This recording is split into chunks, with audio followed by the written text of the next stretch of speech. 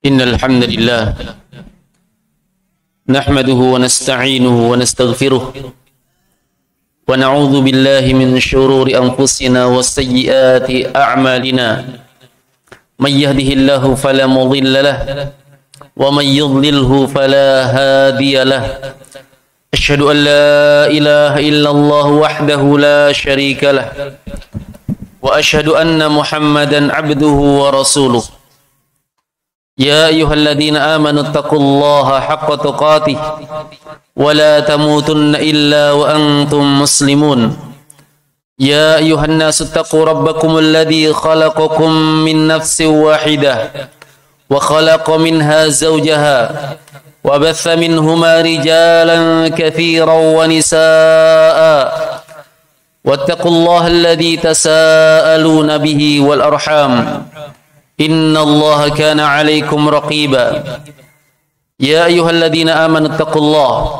وقولوا قولا سديدا يصلح لكم أعمالكم ويغفر لكم ذنوبكم ومن يطع الله ورسوله فقد فاز فوزا عظيما أما بعد فإن أصدق الحديث كتاب الله وخير الهدي هدي محمد صلى الله عليه وسلم وشر الأمور محدثاتها فإن كل محدثة بدعة.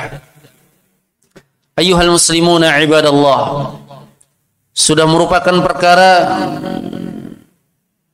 yang seharusnya seorang khatib menyampaikan adalah nasihat untuk bertakwa kepada Allah Subhanahu wa taala. Dan di antara bentuk-bentuk dari bentuk ketakwaan kepada Allah Subhanahu wa taala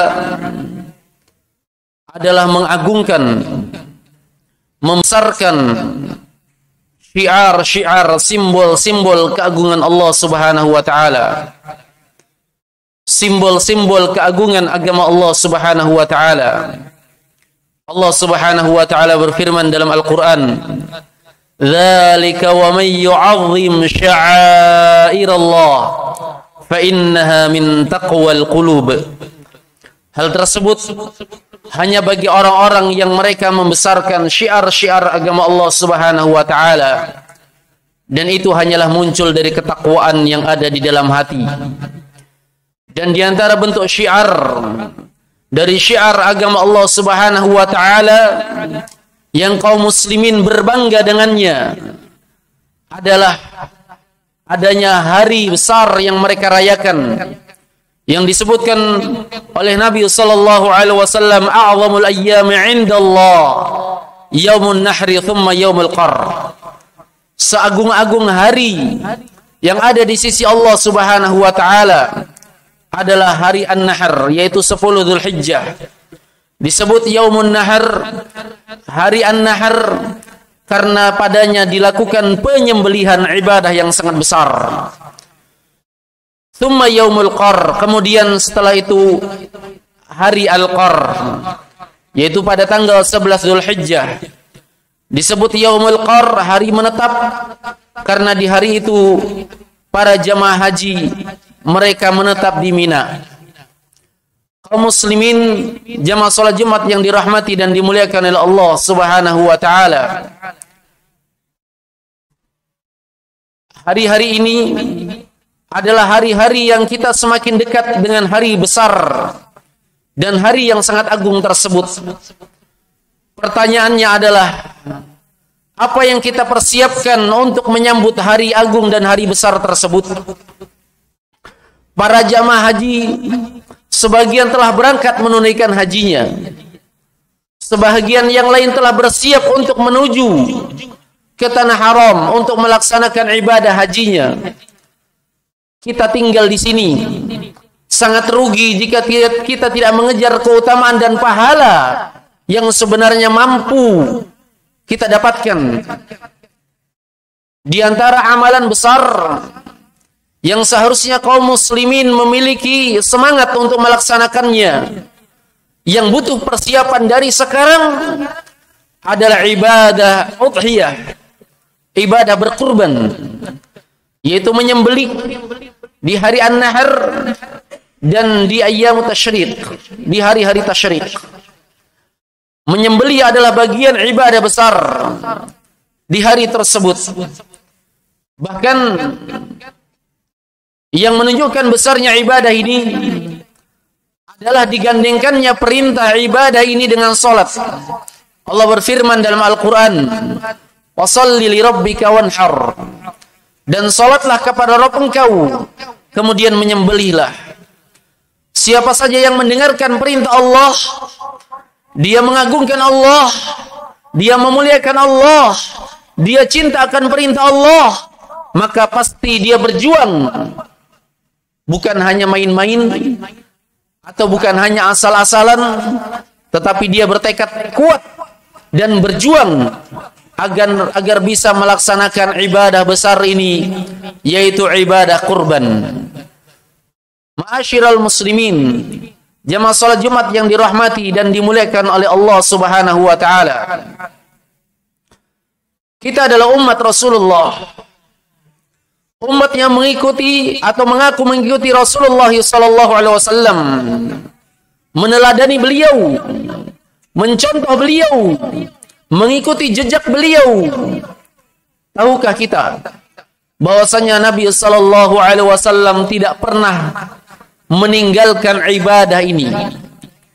Berkata Abdullah bin Umar radhiyallahu taala anhuma, "Aqama an-nabiy sallallahu alaihi wasallam bil Madinati 10 sinin dhaha."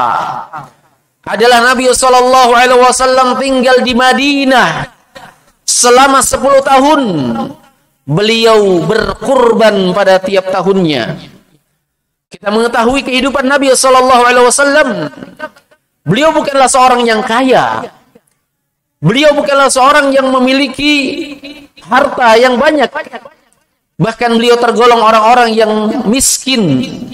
Rumah beliau apa adanya. Bahkan saking sempitnya rumah beliau sallallahu alaihi wasallam, disebutkan ketika beliau salat malam maka beliau menekukkan kaki Aisyah radhiyallahu taala anha. Kemudian ketika beliau berdiri, Aisyah meluruskan kembali kakinya. Dan ketika Nabi bersujud kembali, Nabi sallallahu alaihi wasallam menekukkan kembali kaki Aisyah radhiyallahu taala anha karena sempitnya rumah Nabi sallallahu alaihi wasallam.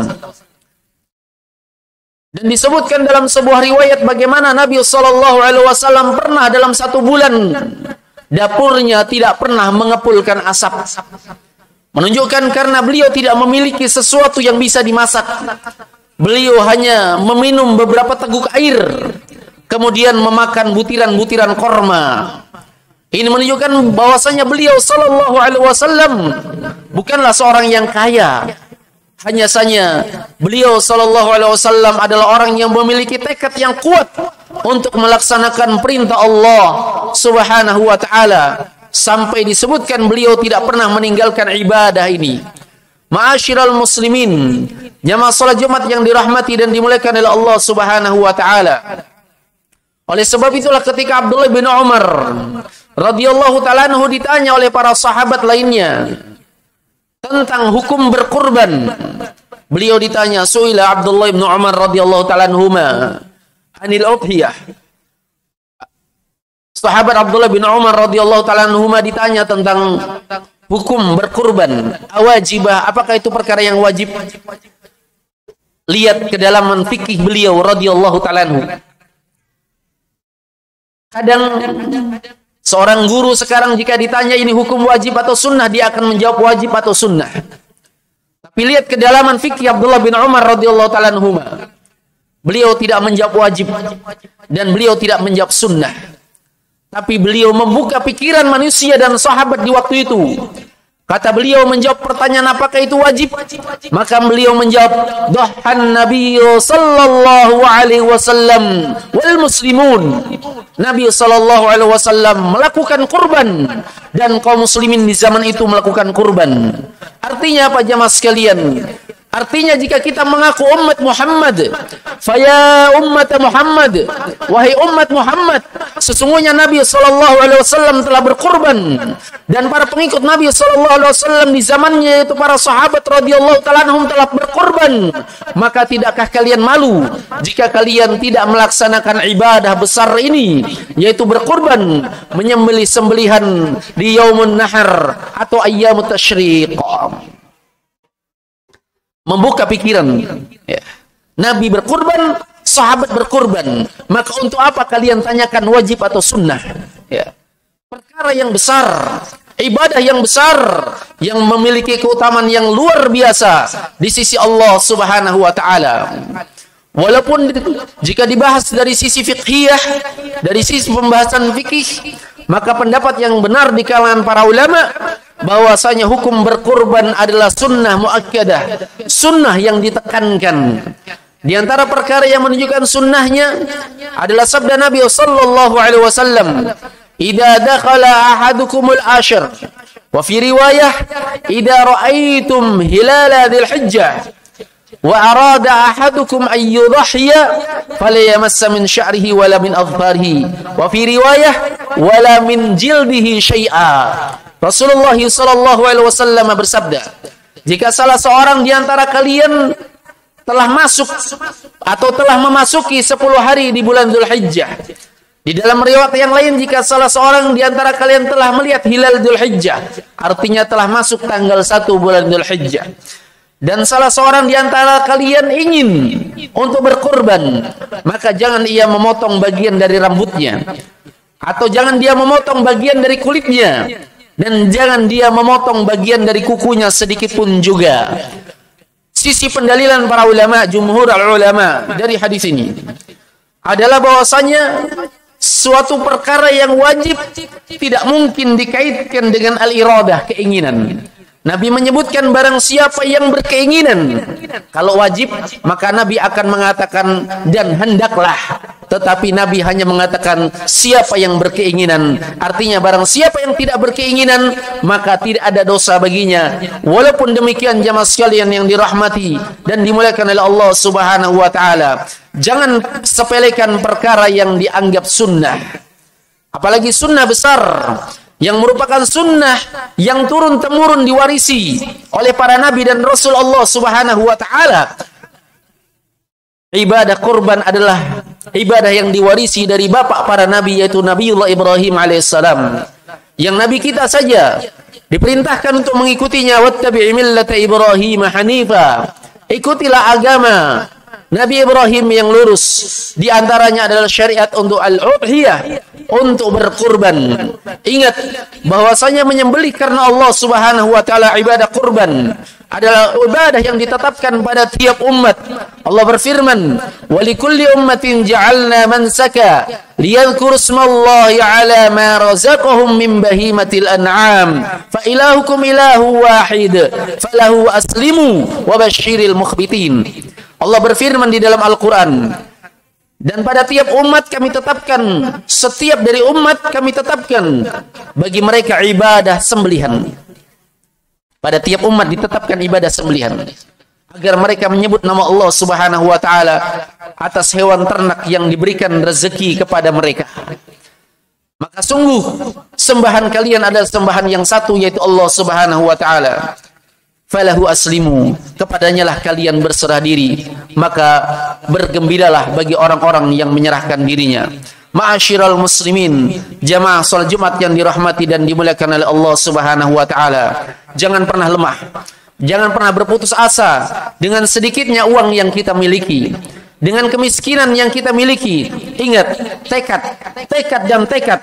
Allah Subhanahu wa taala berfirman, "Fa idza azamta fatawakkal 'ala Allah." Jika engkau telah bertekad kuat, maka bertawakallah kepada Allah Subhanahu wa taala. Insyaallah Allah akan mudahkan. Selalu berdoa kepada Allah minta kemudahan. Selalu berdoa kepada Allah Subhanahu wa taala agar kita bisa berkurban. Selalu berdoa kepada Allah Subhanahu wa taala agar kita bisa melaksanakan syariat yang mulia ini. Barakallahu li wa lakum fil Qur'anil Karim wa nafa'ani wa iyyakum ma fihi minal ayati wadh-dhikril hakim wa taqabbalallahu minni wa minkum innahu huwal ghafurur rahim.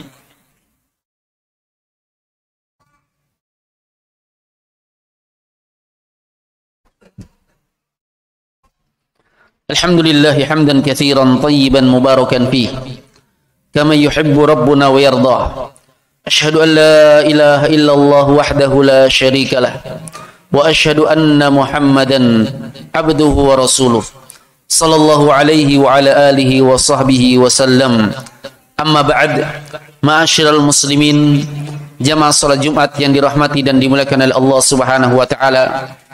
Di antara hikmah dari sekian banyak hikmah di syariatnya kurban adalah agar kaum muslimin saling berbagi, mengetahui keadaan satu dengan yang lainnya, menyambung silaturahmi, ya. Agar kaum masakin dan du'afa mereka juga merasakan apa yang dirasakan oleh orang yang memiliki.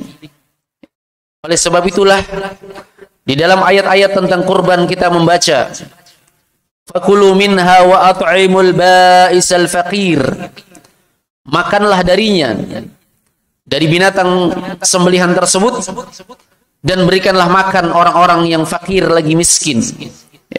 Di ayat yang lain disebutkan fakulu minha wa at'imul qani'a wal mu'tar, makanlah darinya dan berikanlah makan kepada orang yang meminta dan tidak meminta. Menunjukkan bahwasanya orang kaya pun bisa diberi jika dia memiliki hak lainnya, yaitu hak seperti hak tetangga, hak kerabat, atau hak persaudaraan. Saling berbagi di bulan tersebut atau di hari tersebut. Ya. Oleh sebab itu, sungguh keluar dari hikmah ini orang-orang yang memiliki sifat serakah di dalam hewan kurban yang dia sembelih. Karena pada hakikatnya hewan yang dia sembelih asalnya untuk dibagikan, bukan untuk dia miliki atau dia makan sendiri. Kemudian di antara perkara yang harus juga diketahui dan diperhatikan oleh seorang yang ingin berkurban, bahwasanya dia berkurban itu lillah, karena Allah. Dari sekarang dia memperbaiki niatnya, dia memperbaiki keikhlasannya. Allah berfirman di dalam ayat-ayat tentang kurban, la yanalallaha luhumuha wala dima'uha walakin yanaluhu taqwa minkum. Tidak akan sampai kepada Allah daging-dagingnya, karena asalnya dagingnya dimakan dan dibagikan. Dan tidak akan pula sampai kepada Allah darahnya, karena darah ketika telah dialirkan maka akan dikubur dan dipendam. Walakin yanaluhu taqwa minkum, akan tetapi yang sampai kepada Allah Subhanahu wa taala adalah ketakwaan di dalam hati kalian. Oleh sebab itu, menjaga keikhlasan di dalam ibadah besar ini, di dalam berkurban. Ingat, kita mengeluarkan harta yang banyak. Sungguh sangat merugi bagi orang yang dia tidak ikhlas di dalam ibadahnya, sehingga rugi dunia dan akhiratnya.